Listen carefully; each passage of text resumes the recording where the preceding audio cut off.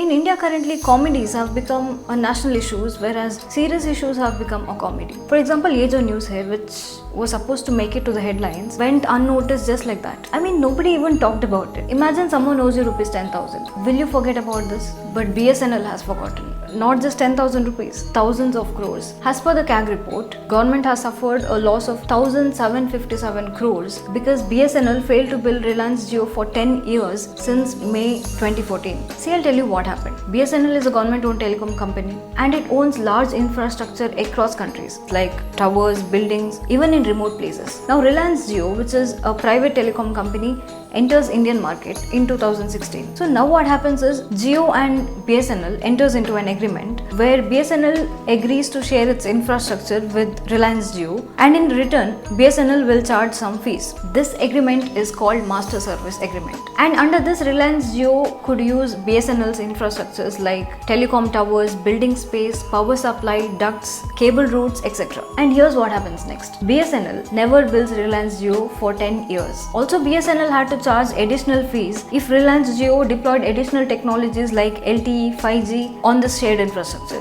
And Jio deployed these technologies like expanding 4G across India. But BSNL failed to revise these charges. And now if we consider all of these things, the losses would amount to approximately 1,800 crores. Do you really think BSNL forgot to bill for 10 years or they didn't want it to bill? Whatever it is, but ultimately it is taxpayers' money. And where is the media now? I mean, these are the issues that really impact the growth of the country. Media needs to talk about it. There will be hue and cry about unimportant issues. People get notices for attending comedy shows. Politicians get triggered because of the jokes. But when it comes to loss of thousands of crores, it doesn't matter. Why? Because it is a taxpayer's money.